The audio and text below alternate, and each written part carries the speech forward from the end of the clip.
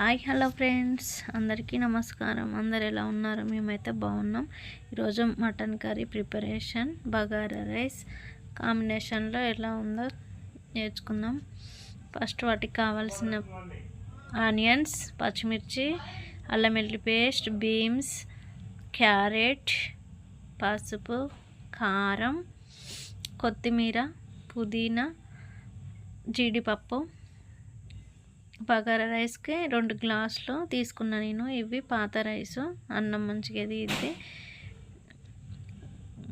ఇప్పుడు ఫస్ట్లో అల్లం వెల్లిపాయ పేస్ట్, మంచిగా మటను 2 సార్లు వాష్ చేసిన పసుపు ఉప్పు వేసి, తర్వాతకి అల్లం వెల్లి పేస్టు, పసుపు, కొంచెం సాల్ట్ వేసుకోవాలా. 1/2 kg మటను, అందులో కావాల్సినవి అల్లం వెల్లిపాయ పేస్ట్, ఉప్పు, పసుపు వేసుకోవాలా. కారం 2 స్పూన్లు వేసుకొని అంతా మిక్స్ చేయాలి. మిక్సీ చేసి ఒక 1/2 అవర్ దాకా దాన్ని పక్కన పెట్టుకోవాలా.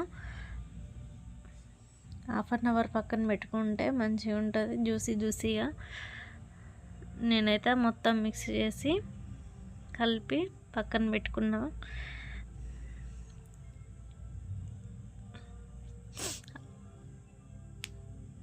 తర్వాతకి రైస్ 3 times వాష్ చేసుకున్నా. మంచిగా వాష్ చేసుకొని అలా వాటర్ వేసుకొని పక్కన పెట్టుకోవాలా. 2 గ్లాసుల వాటర్ వేసుకొని పక్కన పెట్టుకున్నా.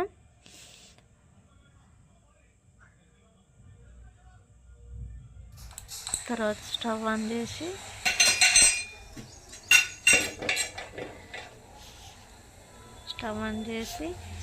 అందులో 1 స్పూన్ నెయ్యి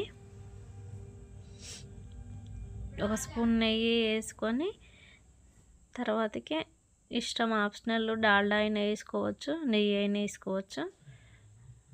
మాకు నెయ్యి ఫ్లేవర్ నచ్చుతుంది కాబట్టి నెయ్యి వేసిన. కొంచెం ఆయిల్ వేసుకోవాలా. తర్వాతకి ఆయిల్ హీట్ అయిన తర్వాతకి ఆనియన్స్ వేసుకోవాలా. ఫస్ట్లో ఆనియన్స్ వేసుకొని ఫ్రై చేసుకోవాలా.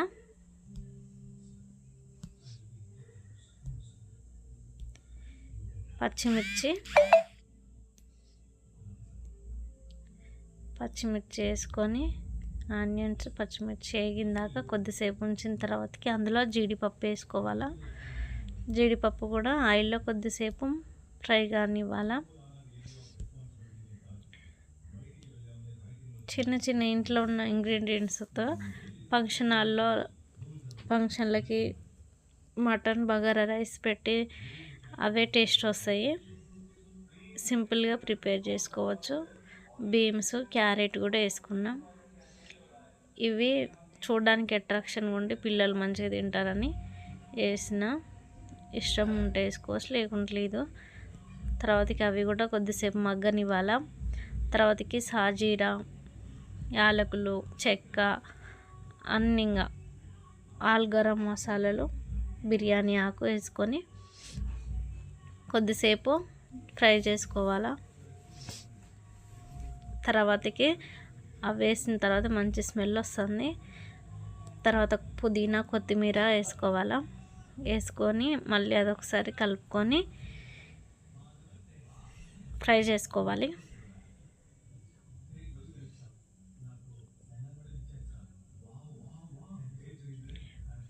అవి కూడా ఒక 2 నిమిషాలు ఫ్రై అయినాక అల్లం వెల్లిపాయ పేస్ట్ వేసుకోవాలా. ఫ్రెష్ అల్లం వెల్లిపాయలు వేసుకున్నా నేనైతే. అప్పటికప్పుడే నూరుకున్నదైతే బాగా టేస్ట్, మంచి స్మెల్ వస్తుంది. ఒక 2 నిమిషాలు పచ్చి వాసన పోయిందాక వేపుకొని 2 గ్లాసుల వాటర్, 2 గ్లాసుల రైస్కి 3 గ్లాసుల వాటర్ వేసుకుంటున్నాను నేను. పాతవి కాబట్టి 3 గ్లాసులు వేసిన. అదే కొత్తవి అయితే 2.5 గ్లాసులు సరిపోతాయి. అవి వేసుకున్న తర్వాతకి అలా కొంచెం సాల్ట్ వేసుకున్నాం. సాల్ట్ వేసుకొని మూత పెట్టుకుందాం.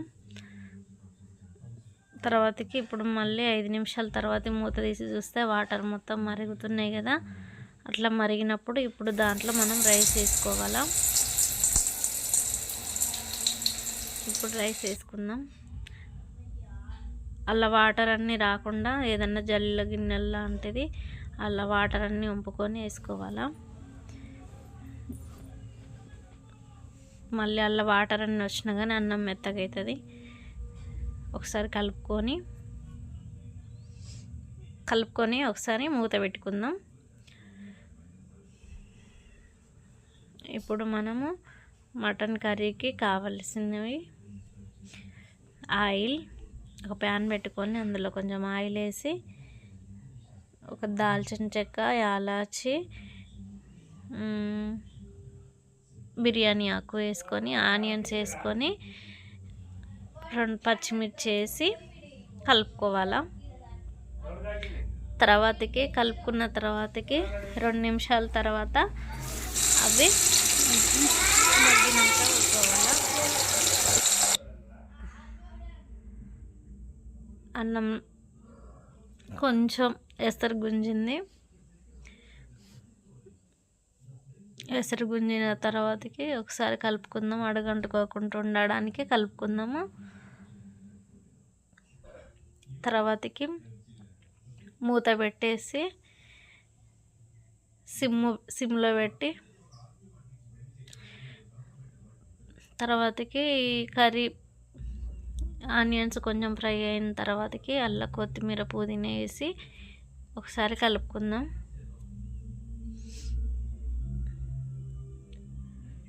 ఒక 2 నిమిషాల తర్వాతకి అంతే ఫ్రై చేసుకోవాలా. 2 నిమిషాలు ఫ్రై చేసుకున్న తర్వాతకి అల్లం వెల్లిపాయ పేస్ట్ వేసుకుందాం. ఎందుకంటే ఇంతసేపు మటన్లో మనం కలిపి పెట్టుకున్నాం కదా, అందుకే 1 స్పూన్ వేసుకున్నాను నేను. తర్వాతకి పసుపు. ఇవి 2 కొద్దిసేపు ఫ్రై చేసుకున్న తర్వాతకి ఇప్పుడు మనం 1/2 అవర్ పక్కన పెట్టుకున్న మటన్ అందులో పక్కన పెడితే చూడు మొత్తం అలా వాటర్ అన్నీ కిందికి వచ్చేసినాయి. ఇప్పుడు దాన్ని మనం అందులో వేసుకోవాలా.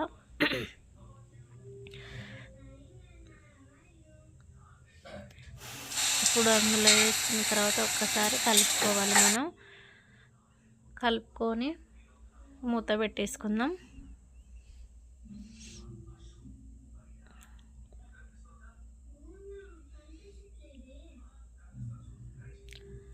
కలుపుకున్న తర్వాత కొంచెం సాల్ట్ వేసుకోవాలా.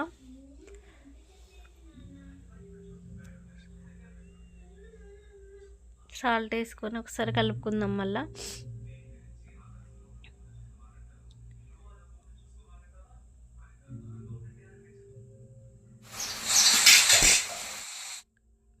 రైస్ అయితే ఇక్కడ మనకి ఉడికిపోయింది, మంచిగా పొడిలాడుతుంది. ఇంకొక 5 నిమిషాలు అట్లనే ఉంచితే వాటర్ లేకుండా మొత్తం అన్నం మంచిగా అయిపోయింది. నేను ఫుడ్ కలర్ వేస్తాను. అందులో ఫుడ్ కలర్ వేస్తుంటే మా పాప వద్దొద్దు అంటుంది. తర్వాత కొత్తిమీర, పుదీనా లైట్గా అట్లా వేసుకొని మూత పెట్టుకుందాం. ఇప్పుడు 10 నిమిషాల తర్వాతకి తీసి చూస్తే కొంచెం వాటర్ వచ్చినాయి. అందులో ఆ వాటర్ అంతా ఇనికిపోయిందా ఉంచుకోవాలా.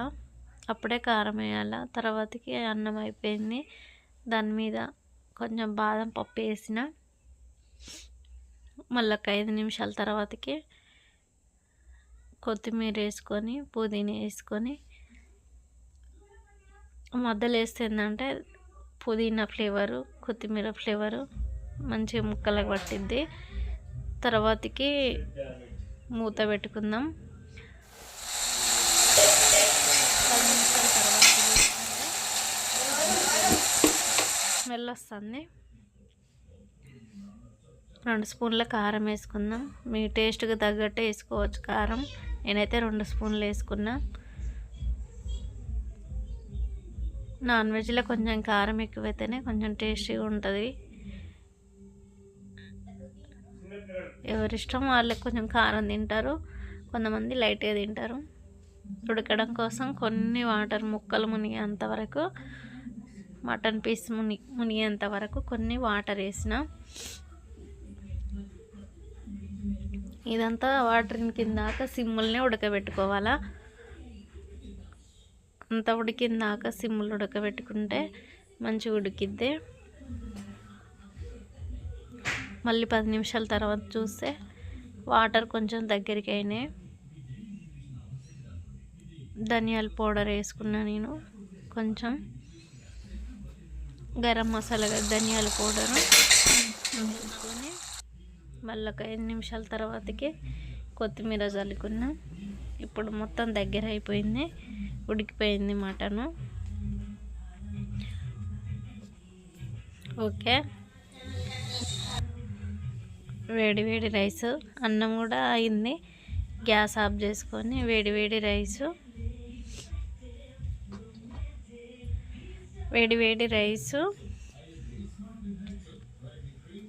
మటన్ కూడా అయింది. కొంచెం కూడా మెత్తగా లేకుండా మంచిగా ఉడికిపోయింది. ఇప్పుడు మటన్ వేసుకొని చూద్దాం. ఎమ్మి టేస్టీ మటన్.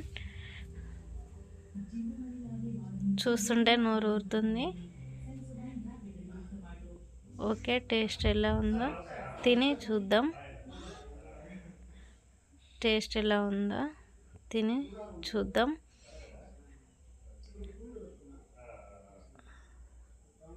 టేస్ట్ అయితే చాలా బాగుంది. ఓకే ఫ్రెండ్స్, మీకు కనుక మా వీడియోలు నచ్చితే లైక్ చేయండి, షేర్ చేయండి, సబ్స్క్రైబ్ చేసుకోండి ప్లీజ్ ఫ్రెండ్స్. మేము కొత్తగా యూట్యూబ్ ఛానల్ ఓపెన్ చేసినాం. సపోర్ట్ మీ ఫ్రెండ్స్.